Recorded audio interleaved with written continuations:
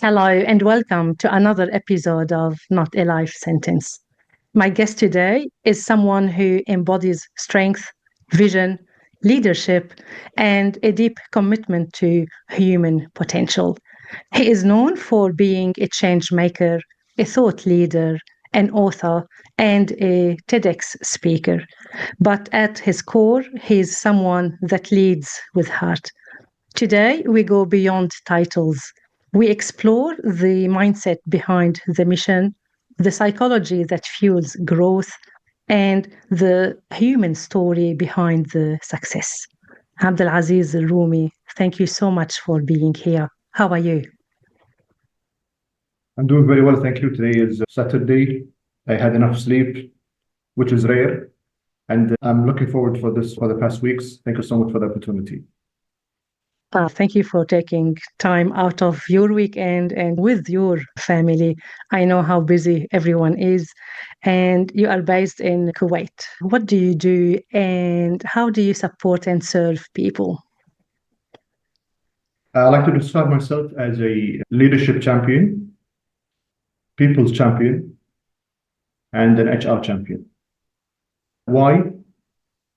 Because I believe that creating more leaders creates better future. Right. And a better world eventually. Why? Because leadership is all about, true leadership is about integrity and about taking care of others. And the motto I use with my clients, with myself, with my family, with my team, this is not about you, it's about them. If you feel you're in doubt, that basically you're not being a genuine leader at this point. And no matter what you are doing, even if you're serving coffee, if it was about them, not about you, then you have the right mindset and you're becoming a solid, and you are a solid leader at this point. Why do I say at this point? Because we cannot be leaders all the time. However, we should have that mindset to take lead, to always be ready to serve rather than to push or to manage or even eventually to be at the forefront. Why HR? Because HR is the only organized structure within any environment, even without calling it HR, any system that helps people to perform and develop and thrive. So you need that kind of system. And why people? Because it's all about people. Whether you have AI, without AI, you have an issue with cost. Remember, it's all about the people. Right. And how do I help the people? Basically, in whatever way possible. I'd like to highlight that although I have my own company, which I deliver HR advising, leadership mentoring, and coaching, I'm also an head of learning and talent management at Bobian Bank. I'm an author too, so I can do whatever I can within my influence to maximize the three main themes that I just mentioned. Right. You have mentioned a few things, and I would like to stop at a few points just to dissect them a bit. You spoke a lot about being a leader. What is a leader? And we hear a lot that a leader is different to being a manager or is different to being a boss. Well, boss is basically a terminology each culture defines differently, especially in the West. And I think I don't like that word because it shows superiority one way or the other and obedience. So let's try to push it away, although it's easy to understand. And let's refer more towards a manager. So a manager is a great person who's trying to do the right things. Simple as that. They should punish people for not coming on time. They're not following the rules. But we cannot just push it too far. Then it will have no meaning because we're dealing again with people, not with machines. Now, as a leader, supposed to follow and serve based on the situation. My humble definition of leadership or what is a true leader comes in two folds. If you just want to be a leader, any leader, a bad or good leader, who's someone who has a vision, who is competent to achieve that vision, and can make change or achieve a result. We know some people who always have vision, they're too strategic, they know what they want, but they keep talking about it. Either they don't have the skills, the knowledge, they know how to achieve that vision, or their teams don't have that vision. So they remain too theoretical versus the people who are technically, but they don't have a vision. So we see these guys feel comfortable telling people and teaching people how to do their work all the time, micromanaging. And there are people who always drive results, right? But they keep changing because all they care about is to drive results. And sometimes, especially in sales, instead of enabling the team to be better salesmen and achieve the target, they would still achieve the target. And they cannot grow more. They cannot manage the team. And they cannot eventually lead the team because they don't have a vision, they don't have the competency of leadership or management. So combining all these three together can help you lead yourself or influence others as an authority or lead teams. So you need to have a vision, to be competent, and to drive results. Simple as driving a car. You know where you want to go, you have a license, and you reach at the destination or even a different destination as long as you're happy. So this is a definition of a leader, any leader. This could lead you to a bad vision or a good vision, right? Now, what made me write Prevail is that what is an authentic leader or a genuine leader? An ideal leader who wants to be remembered in the right way is someone who is leading with fulfillment. So fulfillment comes from being driven from your values, and your values can only be noble. And as long as you feel that you have a vision that is driven from your values, that is serving in nature, like Simon Sinek always mentions, it's a greater vision. So the greater the vision, the more noble the cause, the more fulfilled I will be. And then I will attract the right people towards that vision. And they will make me a better person, a better leader. And even if I'm so much into this vision, and it makes me so happy to be part of this vision, maybe I will step down and I ask others to lead to achieve that great vision. So either you to be a leader leading with fulfillment, so you be an ideal leader, a genuine leader, everyone will remember and like, because people will follow and join you with who you are. And that's the problem that people face when they lead, is that they just go for the grade, they just go for the money, they just go for the title, and they start to manipulate. They start to be someone else, just to save face, just to win the competition, play politics. But if you are fulfilled, then maybe decide this is not for me. I'm better than this. I don't need this. And then this also strengthens your identity, your integrity, which is most important. Yeah. A leader for me is someone who brings their staff up. They elevate them skills wise and on all other aspects, because just like a soccer coach, when a team wins, they go to the coach and they say they had a good leadership. So it is a teamwork and a team effort. You are a leader in HR, but you didn't start in HR. You specialized in engineering, didn't you? That's correct. Computer science and engineering. Yes, exactly. I did it, unfortunately, because especially where we come from, and I think most of the East, like the Arab world, India, China, you need to be either a doctor or an engineer to be smart or to be successful. Yeah. So we have the same challenge. Eventually, I majored in math and science, and then I went to the US because I wanted to go to the US, right? Because what we saw in the movies, not to go to an elite school or achieve something great, just to have fun. I went there, I didn't see all the big buildings because I went to California. Everything was flat and mostly desert. So there was a culture shock there. I didn't see Superman, I was waiting there. I didn't see Batman, it doesn't exist. Okay, only in Hollywood. And even Hollywood is not that fancy. So I started shifting from the wow factor in the US and began to realize the great factor, honestly, in the US, which is equality. I saw it at a very high, very clear. Compared to most of the Western countries, you don't see, it's easy for you to blend, especially in California. As long as you behave well and you don't break the law, you follow the rules, you're one of them. That helped me blend. And once I blended in, I realized that, okay, that's really healthy, that's really good. Everyone is welcomed. And by chance, I came to know about HR. Now, since I took science and engineering in high school, I had to do engineering. And I wanted to do computer engineering because just it's the future. I didn't see the passion there. And we say that bachelor degree was for your family? For my family, 100%. And also, it was too hard for me. And I didn't know that there was an HR major to begin with. I just moved in my third year. I had one year and a half to complete my degree and to graduate. And I have to graduate anyhow. I was a full-time student. And while I was doing this, I blended, especially after September 11th, as an Arab, looking like a solid Arab. Okay, like ideally. Okay, there's no chance I would say that. I don't look like an Arab, which I'm proud of, alhamdulillah.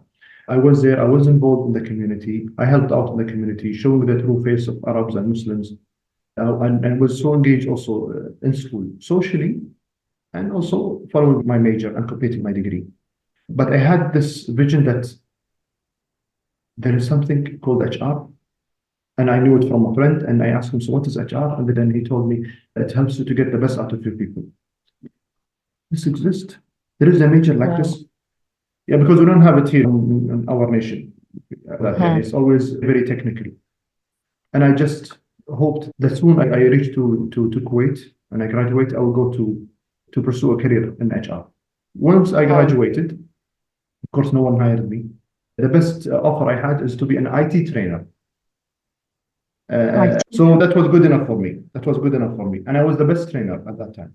And I knew that I felt fulfilled at that time. I didn't know what it was called fulfillment. I didn't call it fulfillment at that time, but I was very happy doing that role. And I always get high ratings for my teaching sessions or training sessions.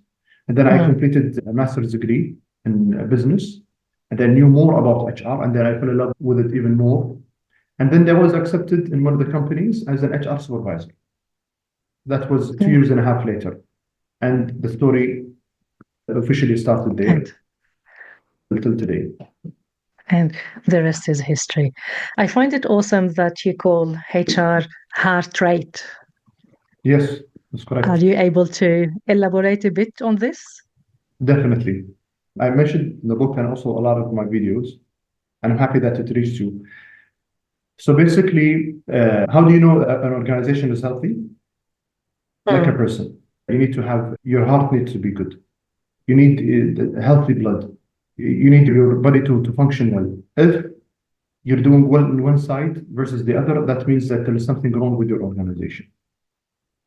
And I always hate the term human resources because we're giving the wrong indication. If you say that you are a resource, that means that you depreciate. Right? And we don't depreciate, we appreciate by time. Right? Even for our elders, if they get older and maybe, of course, they lose their physical power, but according to our culture, as you know, they have more respect. And this is how we should deal with people. We appreciate their energy and we appreciate their wisdom as well. And above all is their moral and how they behave well with others. And this is the thing that I'm trying to preach to people is if your HR is weak, and is not supportive of the people, eventually the company will die. So HR is the core, is the heart rate, like you have called it, of any company. You are a Kuwaiti and were born in Scotland. How has your cultural background influenced your views on mental strength and emotional well-being? Just being born in Scotland, although I was raised in Kuwait, helped me have an affection to the West, and especially for Scotland. For the first 12 years, I didn't know how the Scottish flag looked like. But I always had this affiliation. When I saw the movie Braveheart, I had more affection, and it's still my favorite movie. And I always felt that I belong to the West, one way or the other. Yeah.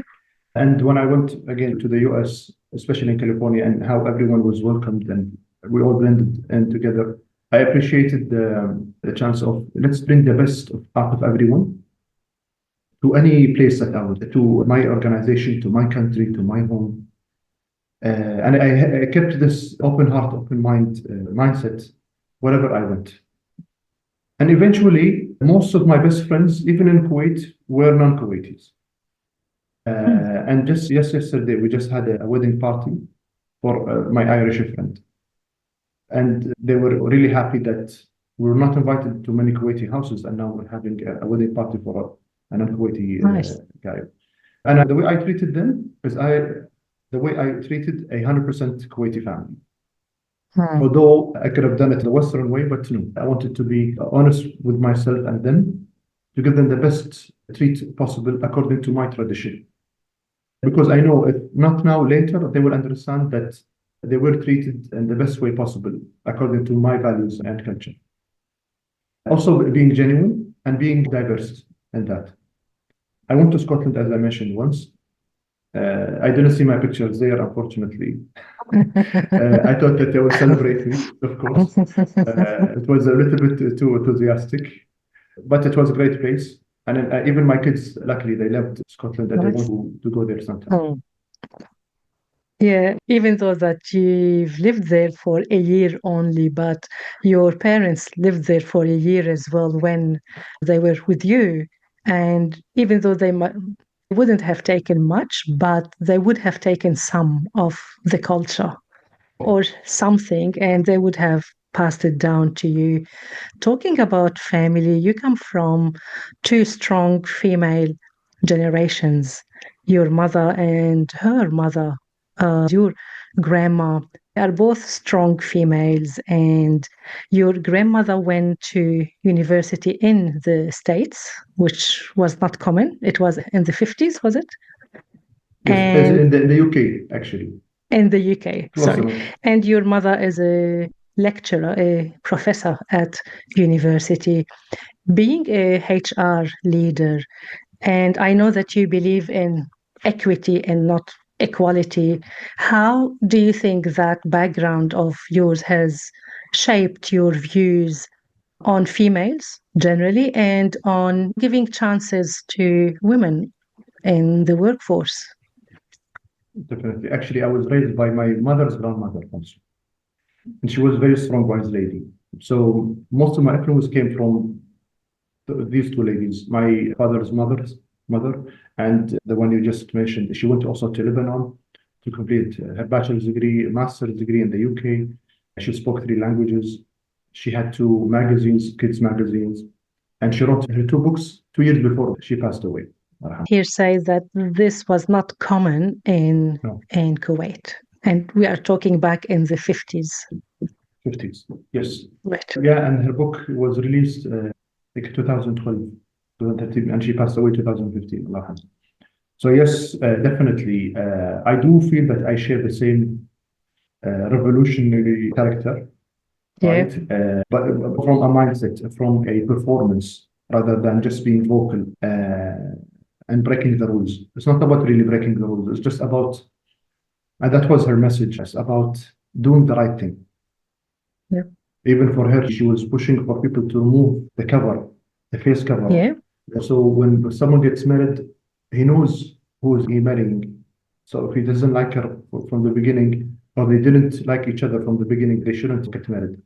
And this is the pure Islamic way, but mostly in the 50s or 70s, or I'm sorry, or the 30s, it wasn't the case. It's a very tribal mindset, and which is wrong. So eventually, that mindset always showed me that the strength and the wiseness women have. And I always feel disappointed when I hear the term, for example, women empowerment. I don't feel that women need to be empowered. They already have superpowers. If there is in any organization, in any culture, any, let's say, stereotype against any nationality or agenda, not to pursue something, just because of their background, their ethnicity, their religion, or their gender, then we need to fix it. So I'm not for only giving women an opportunity, because they should have an opportunity. And even by law in Kuwait, they have the opportunity. And in many industries in Kuwait, they are the majority. Okay. Yeah. However, what I like to share that we shouldn't value women based on their title, based on their Skill. skills. They're already skilled, they're already multitasking. And what is most important is that men need to prove themselves. And we need to be hard on men. Okay, because if we're not doing any physical performance, that what's the use for women, right? We're only to provide and protect. That's it. And women need to do. Women can do everything else. They don't need even to develop it. So if a woman wants to pursue any career, she can reach the moon. She can do all the work. She'll be a home mom or stay-home mother, like my wife. She speaks 5 languages. She works at the UN. She decides to work at home, and I'm pushing her to go to work. So for her, this is fulfillment, and she will be cherished whether she has a job or not. But for men, there is no option. And if women raise men in that way and raise their daughters also the right way, to know that she is being cherished and already valuable from day one. Yeah. But for men, it's different. They need to push themselves and really bring value and step up and do the right things when they are needed. Yeah, look, I am happy that you said that being a housewife is not something bad, because it is a job. After all, you are caring for young kids and you are preparing them for life and for the real life. And this is not easy. It's like, for me, I see it as being a brain surgeon, deal with different personalities, attending to their needs. It's very hard. And we cannot do it. The best CEO cannot do it, right? And even my wife, she tells me, I don't know how you cannot take care of the boys and you're being a leader at the bank. How would they trust you with their life? Anyhow, How many kids do you have? I have 5 boys. 5. Nice. What are the ages? Age 10 to 5. Oh, nice. They are at a nice age now. Yes, tough Their age. face lights up seeing yours. Mine, I have 16 and nearly 15. As soon as I get home, they say, Mom is home. Let's go to our bedrooms. Whereas yours, they still get happy. Yes. Talking about the workplace and being a leader, how do you lead with empathy in high stakes or high pressure environments? Like you said, HR is the heart rate, it's the core of the organization. You are dealing with many personalities. People are coming to work with baggages, because we all have baggages. Some days are harder than others. As a HR manager, as a leader, you would need to absorb all of these, whether behaviors, whether attitudes, and sometimes the people themselves would not be aware of it. So, how do you lead with empathy in such a very stressful environment? First of all, I need to invest in my team so they can also absorb all the negative emotions and dealing with difficult situations. So I need to have my team ready mentally, emotionally. I support them. I believe as an HR leader, you need to stretch your leadership and empathy to the maximum, because you are seen as the most empathetic leader. You are the role model, right? Yep. So working at HR, there is a lot of pressure, not only to deliver results, but also to be the role model in every way possible. So you need to be at work before everyone else, leave after everyone else, get leads of the grades or promotions because you're an HR, you're the role model. And at the end, they say you're a support function. So selecting the right people to work in HR, that's 50% of winning the battle. And then being with them, connecting with them, to have more of a emotional reserve that I can borrow from whenever I need. When someone has a problem or has a difficult situation at home, we make sure that we support it and we support him or her as our business priority. I want everyone to mentally be well and feel appreciated every step of the way. I don't want, or we shouldn't allow anyone to feel that they are undervalued or underappreciated. But usually there is a lot of pressure in my work, It's very competitive, and especially in HR. That's how I do it. I never lower the standards. It's not about lowering the standards. It's not about letting go of poor quality. It's just making sure that they know that they are responsible and we are responsible of them. Some say that your team is not your family. So you're not a parent. It's good, but at least be a father. Don't be a mother. Act like a father. The father who takes care and punishes also. How I feel is the right balance. Because with a mother's heart, there is endless love. And we cannot do this at our workplace. Sometimes we need to let go of people. So a little bit of emotion needs to be there with every team and a little bit extra within any HR team. Talking about being the role model, I would assume you do a lot of emotional coaching as well as the other part of your role. How do you look after your mental health? Because you do have your own baggage as well. You do have 5 boys. You do have outcomes that you will need to achieve and your team needs to achieve as well. When you are being challenged mentally, when you are going through difficult times, how do you work on your emotional resilience and emotional intelligence?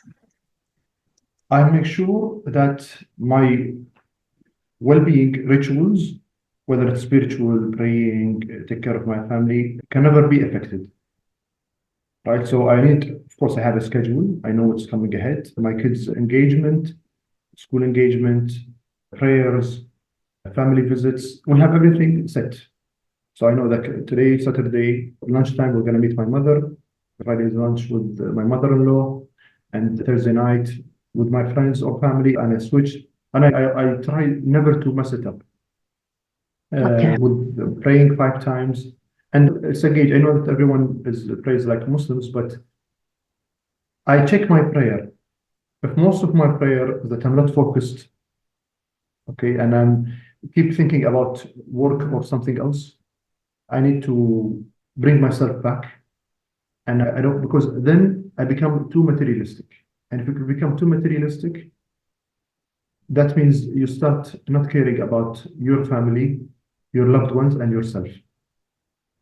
If you care so much about your boss, you need to remember that he is your boss. He's not your God, right? And there is nothing he can do to harm you. Even though we all need the job, even though we all care for appreciation and care for our promotion.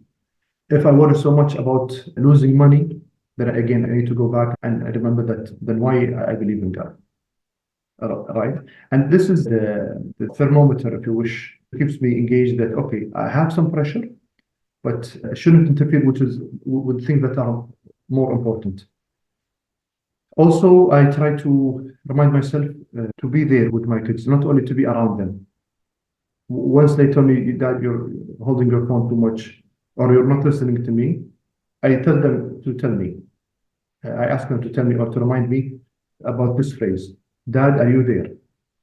So then I know that it's a bit too much. They are frustrated and not being there with them.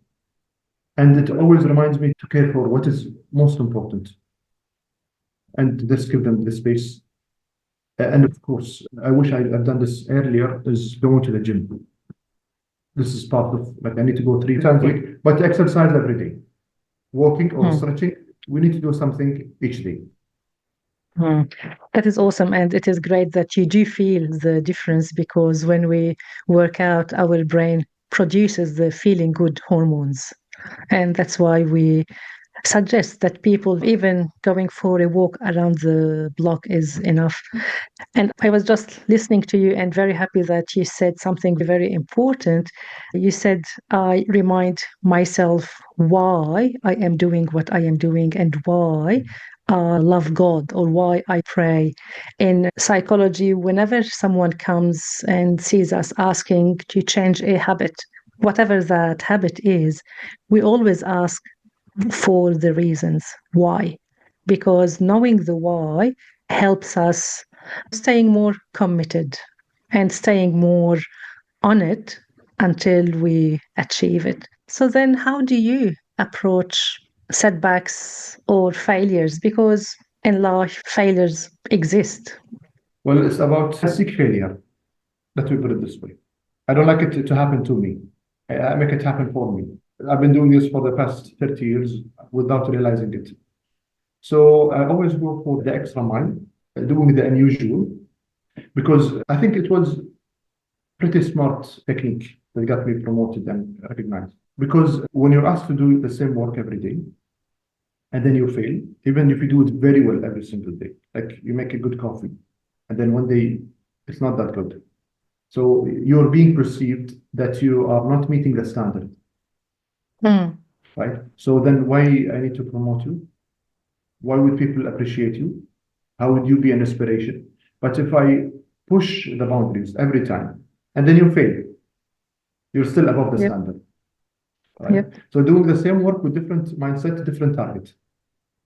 So for me, most of my failures are failing forward, if you may. So I fail trying rather than fail to deliver. And I do it by proposing things. Do you take it Although as something, sorry, do you take it as something negative, failing at something? failing is good, but why do you fail? The question is why. Did I fail not going through the details? Did I fail because I didn't do my work properly? Or I failed because I failed at trying? These are two different things. Okay. So knowing why, and I know I'm usually hard on myself. If I fail with purpose and with the clarity that this might happen, then it gives me recognition and it doesn't affect my confidence, my self-confidence. And most likely next time I will achieve or I will do at least better. So just challenging the boundaries and what I should be delivering. This is how I do things. And then I keep pushing forward. Yep. I guess what you are saying is that we need to reflect. We need to take a step back and reflect what is it that didn't work, and then so we don't repeat it. Exactly. And we need to also be aware that we shouldn't plan to fail, or otherwise, if we know that we're going to fail from the beginning, we shouldn't take the accountability for it and make it clear. Yeah. How can leaders close the gap between employees and managers to encourage them to be more productive instead of being told what to do only? Do you think it is a good idea to encourage employees to take initiatives and for them to come up with ideas? Some people don't like this, just to be honest. And this separates the leaders from the future managers. So any leader could be a manager, but not vice versa.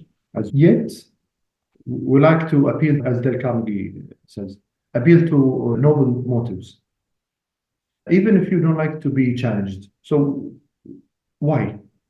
Again, we go back to the why. What is wrong? Do you worry to fail, or you just don't like to do new things? You like to do the same old, same old? Okay, so what about fixing it? What about making it more accurate? What about removing waste, like the lean mentality? And because this helps them to move away from failure, they will be inspired to do it. Right. So we need to inspire them. For those, the trailblazers, the pioneers, the change agents, they might be less qualified than these ones, but they're okay with failing and trying something new. So each one have a different approach, but in general, you need to balance between doing something new and challenging the norm, being innovative, while also delivering results.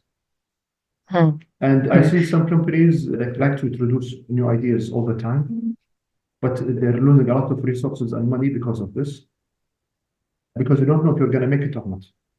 Versus a company that, or a team that always wants to do the right thing all the time. They run behind and people get frustrated. And again, failures increase. And maybe this takes us to what you have mentioned earlier. This is what makes a good leader, is to understand what they have, like the skills that they have in their team. And you have mentioned some people like to be challenged a bit, others don't. And this is where maybe the leader can come into play to challenge and put a little bit of pressure on those people that can handle it. And we always say in psychology, pressure is level plus one. like just to be a little bit challenged, but not too much, because if someone is overwhelmed, then they are not going to be able to achieve. My sister's friend in Lebanon, from when we were young, and she's in her mid 50s now, she has always had a motto of, she said, I don't stay working at the same place for longer than 10 years. She said, after 10 years, I don't grow. I would have known everything, the ins and outs of my role, and I wouldn't be challenged. In your opinion, if someone reaches that stage, is it good for them to leave, or is it good for them to have a chat with their HR manager, with their manager to say, what can we do for me to be challenged? 10 years is too much. I Is think it? maybe they Okay. should, yeah, So they you should are move. Yeah, so you are of a I'm similar. yes, yes, especially like, okay, I believe that 3 to 5 years would be a good time for you to learn and to move to a different environment. Now, if you're still growing and there is room for promotion, that will be great. Mm, Then please, then you should continue within the same team or organization. Maybe I'm not telling that you need to leave the whole company. Maybe to move yeah. to another department, because this is what I do. I don't know how long I'm going to stay within my organization, so I try to learn as much as possible, try to succeed as much as possible, as fast as possible. It didn't always work for me. Okay, it ended up giving me a lot of pressure. However, when I move to another location and I see, or another organization, I'm always 2, 3 steps ahead. Okay, like Okay. 20, 30% ahead. And that accumulated because every day I'm operating within 20, 30% jump start ahead of everyone. Over the years, it will reach 140, right? Compared to others. All my ex-colleagues who are still higher grade than me, higher positions maybe than me. But I have 2 books. I have my influence on social media.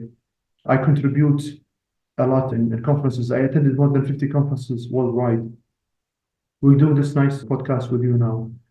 It's not always about money. It's just about they realize that I'm a different breed. I'm international level. And basically because I decided to do that 10, 20% extra only. I don't know where I will be. I didn't have the plan that I will be an author, but I Yeah. know that I want to do more, learn more, to gain most of the situation, to build. I know more people than they do within the organization. I have better relations with people. I know more about the business than most of my colleagues. That created a lot of pressure, but it felt good. People miss me because of my, most of the time, not everyone loves me, of course, but they like me because of my empathy, my networking with them, knowing their personal details. So like in the Arab we say Abu Muhammad, Abu Kada. I stayed in an organization for 1 year and I know their families and their kids' names. And for people who lived there for 10 years, they didn't know that. So Mm, that tells you a lot about the impact yeah. and how people feel. And what is most important is what people feel when they remember you or see you. Wow. It's not the So, achievement. so when you are recruiting, you are okay with the idea of thinking that this person who's starting new with you is going to maybe move on in 3 to 5 years' time? Yeah, I think 3 to 5 is, yeah. If you're in Yeah. the same role for 3 years without progression, definitely you should move. Okay. Yeah, because it shapes your character. What Mhm. we care about, what I care about, and my company's name is Legacy, is about your legacy. So how you want to Yeah. be remembered and how you will enrich your life, doing the same thing over and over again, not knowing new people, not new skills, new challenges, a new environment, new relations. Who knows what's out there and how many opportunities you are missing. Um, So even when people ask me, so what is the return of investment of going for a training? I said, what if we don't train them? Because most of the training is about connecting with people. Although you're teaching me about maybe Excel or leadership or teamwork, I'm getting to know other people, building connection with them. This might lead to a lot of partnership, collaboration in socially, emotionally, and even business-wise. Yeah. Talking about legacy, your book, HR Hustler, is now out. What is it about, and how important is HR in workplaces in an AI era? AI can never replace people, but I do encourage that we need to master it. We need to use it for our advantage, like using the phone. The autocorrection is in AI, by the way, right? So True. we all want to use AI, data analytics, machine learning, any type of robotics, and I do this. I do work, and I use it within Beyond, my role at Beyond. So HR Hustler, the idea behind it is to help aspiring HR leaders or future leaders to think the right way, to be the ideal HR leader every organization needs, not want. Unfortunately, what most management want is an immediate HR, right? We need to play our role right, and also to expose the poor, let's say, and I will say bad, HR managers or leaders, and how they should be contributing towards the business. So it's a great guide for also the business leaders to know what HR should be doing. Although it has less technicality, more stories about the Middle East and how there are many HR hustlers in the Middle East. And I mentioned the term hustler, or I named it hustler for two folds. First of all, we need to be very resilient as an HR. We need to support the function in different industries, right? You need to think business, and you need to be adaptive. You need to be resilient, especially after COVID. And why hustle? We need to know the business. And that's a problem. They don't take us for granted. They take us for granted or don't take us serious because we don't talk business. But if we sit in the management table as an HR and we talk like a business leader, like a CFO, or like a head of digital and head of IT, then they will know that we really can contribute. And because I do believe, and it's happening already now, it started happening, is that the future CEOs are coming from HR, where before it was sales, and then they came from finance, and now they're coming from HR. Because you know the business, you know how to lead people and you manage people, that is it. That's it. This is HR. Right. So do you believe that writing a book is leaving a legacy? It's black and white. It will always be there. And it will help myself and help the author to act in the right way, to have higher integrity. Because you can tell me basically, Abdulaziz, you're not being honest, that you preach something, but you're doing something else, according to your book or according to your post. I like this, right? To make me think straight. And at the end, of course, people will benefit definitely from whatever you have as knowledge, if it was valuable. The book will keep you accountable. And the challenging also in writing a book, a very challenging factor for me is mentioning all the references, right? So it's about showing credibility. And credibility is not easy to earn. There is a lot of discipline, there is a lot of respect and appreciation. And again, it's not about you, it's about them. I don't like to read books. I like to listen more. It takes me, as an extrovert, it's very tough time for me to sit and type alone at night when my kids are asleep. But when I think of the people and the message we want to spread as HR fanatics and people's champion, leadership champion, then I know it is worth it. And I find it myself, the energy to do this. Do you have a copy of the book around you now? Can we please see it? HR Hustler. Nice. That's my picture. Okay. Thank you. Any known projects for the future? What are you preparing? Something that you can share with us. Well, inshallah, I'm in the plan of writing my second book. Of course, my very recent project is to translate HR Hustler into Arabic. Okay. I keep writing it in English because for evaluation from the thought leaders, like we have Dr. Dave Aldrich. He wrote a testimony about my book, the father of modern HR. I'm the first one in the Middle East to have a testimony from Dave Aldrich. So I had to write it in English in order for him and other thought leaders to evaluate and share their thoughts and validate the knowledge that I'm sharing with people. So the first thing will be, inshallah, to translate it to Arabic. I'm still struggling with translating the word hustler, okay, to Arabic. What word? The hustler. Hustler, yeah. Yes. But inshallah, I'm the plan of writing my next book, which is the phase 2 of Prevail. Okay. Where do you find the time to write? I make time. It's basically, see, there's no problem really with writing. It's just the whole process of publishing the book. Like for the HR Hustler, it took me 2 months only to write the book. Okay. Right? But evaluating, reviewing it and correcting it and then adding the references and everything, it took me a year and a half. Yeah. So what I do is just I throw out ideas, but start with the structure. So before I write the HR Hustler, I knew it a year ahead, what I'm going to talk about, the 4 main chapters. I knew it.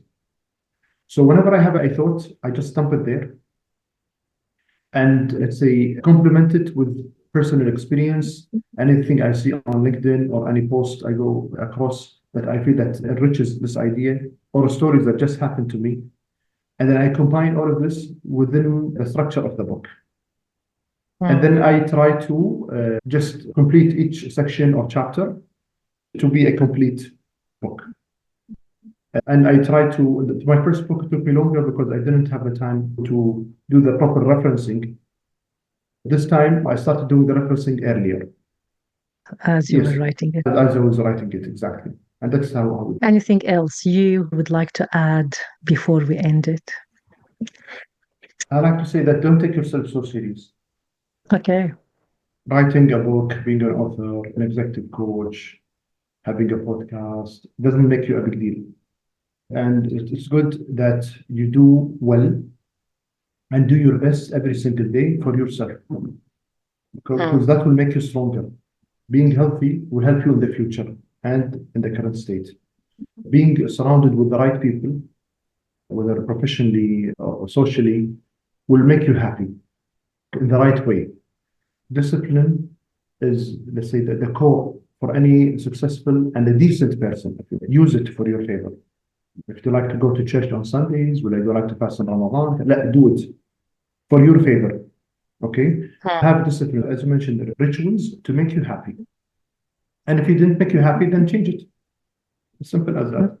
And always do things based on your values. So I will go to my work like any other person, any HR leader or any business leader. I will go to work from 7:30 to 3:30. I will get paid.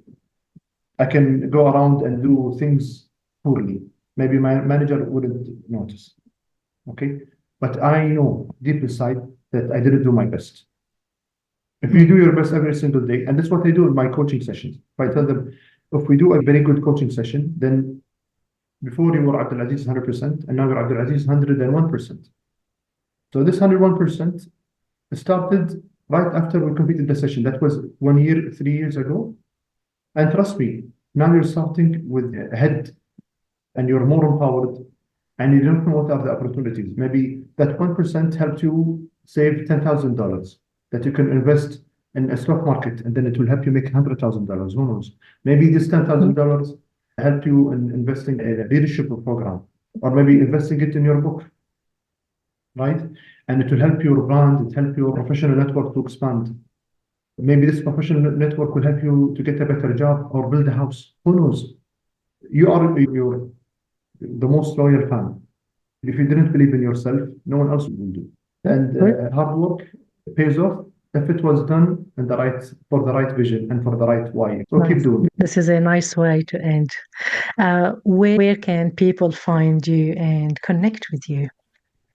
I'm available on LinkedIn, Abdulaziz Al-Roomi, Instagram, also X, but mainly I'm very active on LinkedIn and Instagram. I'm also there on Facebook, so I'm happy to connect. Lovely. Abdulaziz Al-Roomi, thank you so much for your time today. Take care. Thank you so much. Have a good day. You too. Bye.